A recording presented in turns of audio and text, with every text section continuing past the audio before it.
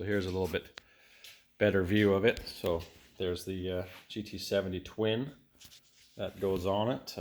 Got the ignition all laid out. Underneath is the fuel tank. Mounted that underneath the ignition. We got dual 5200 batteries all hooked into a central distribution. Everything's just laid out in the plane and roughed in, so everything is working. All the servos are hooked up. We'll go around here. We got little poo pilot, so whenever you have an accident you have to say oh poo, because it's poo's fault. So we're getting her all locked in. We just have these old NiCads in there for the ignition. Just that's what originally was in it, but that was all down in the tail. So we don't know if we have to put the batteries back there for the balancing. But Dad built this in '98. I remember this was always on the workbench, and just the size of it it's just a huge plane. So hopefully I will be able to do its maiden flight this year, as it hasn't been up in the air for a while. Like I said, it was all 72 megahertz. Had the Zenoha 62 on it, single cylinder. So now we're going to the GT70 twin, so it's a little smoother. When we ran this engine up on the bench, we had a 24/8 prop on it,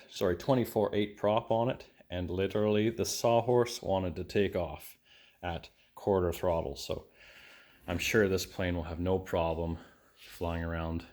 It's not a 3D plane, aerobatics, so you can pretty much, it's got enough elevator and rudder to do that sort of thing, but you know, it's built as a flyer. It's just nice. It's a 96-inch wingspan, I believe, so close to 8.5, 9 foot.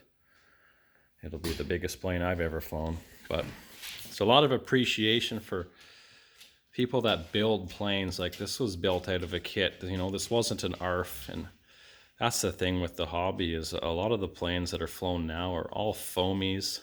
So you get a lot of guys at the field with the same plane. You know, there's nothing wrong with it.